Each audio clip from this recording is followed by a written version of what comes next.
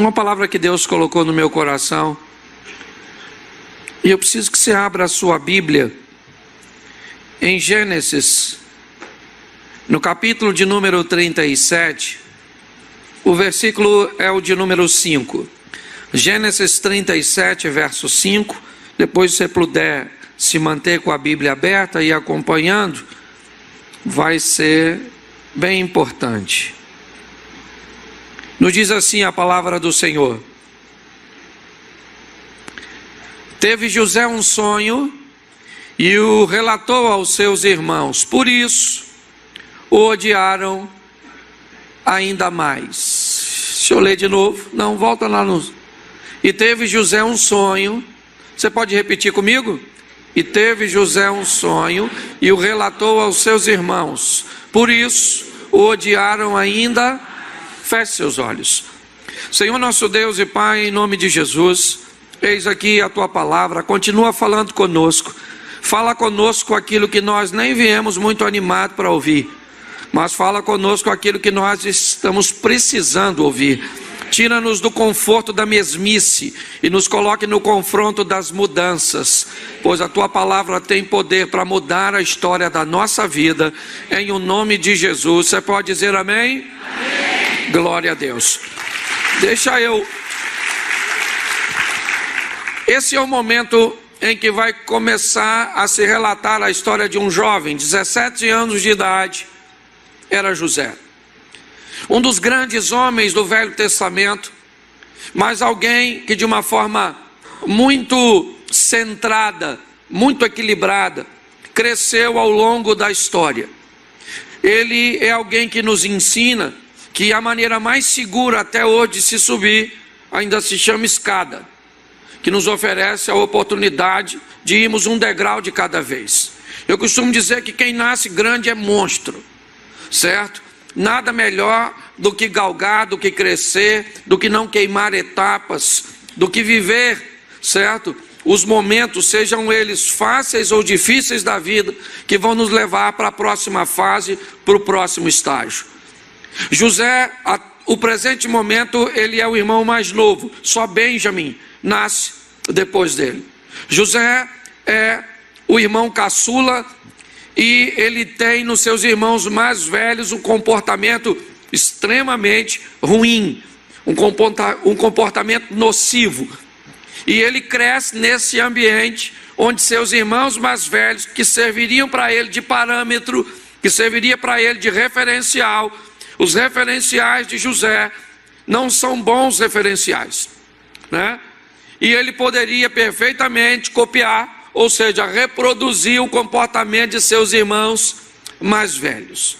Mas vamos dar uma olhadinha, porque o texto diz que esses irmãos mais velhos não gostavam dele, tinham alguns problemas. Mas vamos dar uma olhadinha em quem é esse moço, para você entender e onde ele conseguiu chegar.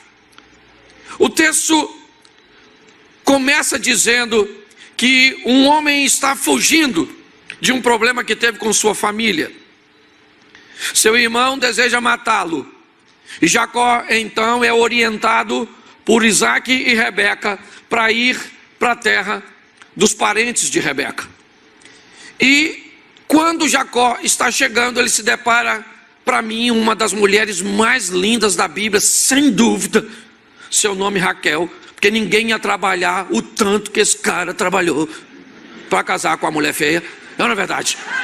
Raquel devia ser uma coisa extraordinária, porque o camarada ele vai trabalhar praticamente 14 anos para casar com a dona, certo? E eu imagino a primeira forma de pagamento seria 7 anos. E Raquel, uma menina nova, que vai ter o privilégio, e ela sabe disso, o único que não sabe é Jacó, que ela vai se casar, provavelmente primeiro que sua irmã Leia, ou Lia, num ambiente que isso não era comum. E muito mais, quando Raquel passava na rua, ela lidava com um ambiente emocional tão gostoso de ser uma mulher tão valorizada, que tinha um cara 7 anos trabalhando para casar com ela. Ok? Então eu imagino a valorização, a postura de uma mulher que sabe que tem um cara trabalhando 7 anos de graça só para casar com ela. Eu não é. Isso devia ser algo que encheria o ego de qualquer mulher.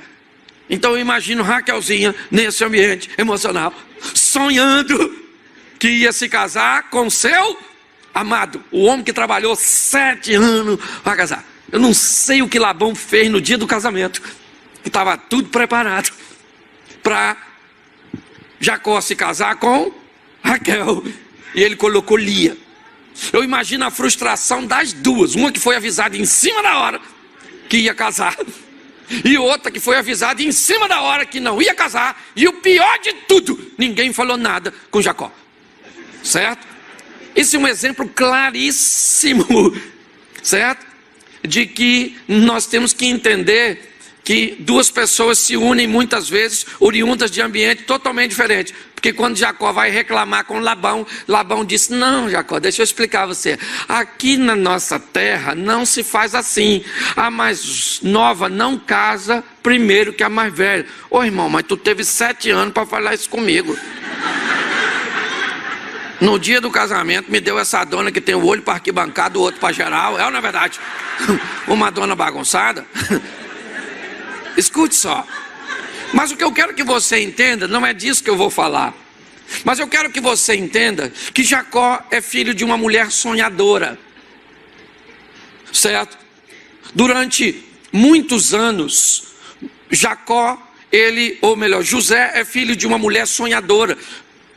Jacó colocou no coração de Raquel o sonho de se casar com um homem bom, com um homem que a amava, com um homem que a valorizava. Então eu imagino, depois que José nasceu, José é um dos últimos filhos de Jacó. Rubens, Simeão, Levi, Isacar, Zebulun, Gade, Aser, toda essa patota nasceu primeiro. E Raquelzinha sonhando em ser mãe. Ficou tão difícil o convívio dos dois, que um dia Raquel olhou para Jacó e disse: me dá filho, senão eu morro. Deu um problema que quase deu separação. Jacó falou: sou eu, Deus para te dar filho? Filho eu estou fazendo na sua irmã e nas outras. Se tem alguém improdutivo aqui é você. Deu uma confusão danada. Não sei se tiveram que fazer um encontro de casais para não separar. Também não sou obrigado a saber tudo. Não, mas eu quero que você entenda que Raquel era uma mulher sonhar. E quando José nasceu, um povo que vivia extremamente ligado à tradição oral, eu imagino Raquel contando para José quem era ele. José, você é produto de um sonho que eu sonhei a minha vida inteira em ter você. Seu pai trabalhou 7 anos para casar comigo. Tá vendo aquela megera que tem um montão de filho? Ela não era para ser a mulher do Jacó, porque Jacó nem gostava dela. Ele me ama, aquela coisa toda. E eu imagino José crescendo num ambiente onde ele ouvia história de sonhos. Talvez isso nos faça entender porque ele é o único numa família agora de 11, 10 homens e uma mulher que não sonha. O único a sonhar nessa família é José. E provavelmente porque ele é um sonhador, porque ele é filho de alguém que sonha, porque ele cresceu num ambiente onde se falava de sonhos. Sonhos vão fazer parte da história dele. Pastor, o que você quer dizer? Eu quero dizer uma coisa, meu filho: ande perto de gente sonhadora, ande perto de gente que pensa grande, de gente que quer ir longe, de gente que pode olhar para o impossível e dizer: o impossível vai se tornar possível, realidade. Saia de perto de gente pessimista, que vai dizer que está tudo muito difícil, que não vai dar, não dá mais para segurar, explode coração. Sai de perto dessa gente. Ok?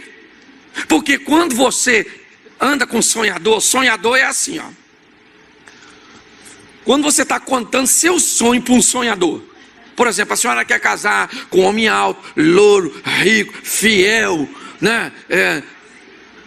tudo isso que a senhora acha que vai achar. Aí a senhora cria essa expectativa. Se a senhora contar seu sonho para uma mulher sonhadora, a mulher sonhadora, ela fica assim, ó. O que é isso? Isso é comportamento de quem está aguardando você encerrar seu sonho. Porque assim que você encerrar o seu, ela fala o dela. É ou não é?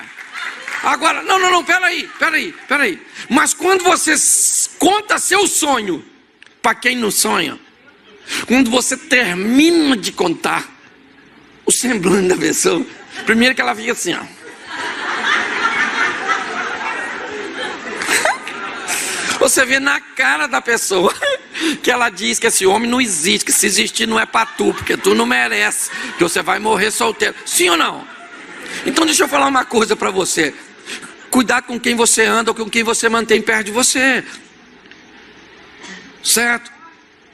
O que eu estou vendo? Eu estou vendo um camarada que está no meio de uma turminha que tem um comportamento incorreto. Sim ou não? Mas a Bíblia diz, ensina o menino o caminho que ele deve andar, que ele vai crescer e não vai se desviar dele. Na meninice, ele vivia perto de quem? De sua mãe, ele era o filho único, o cuidadinho da mamãe. Então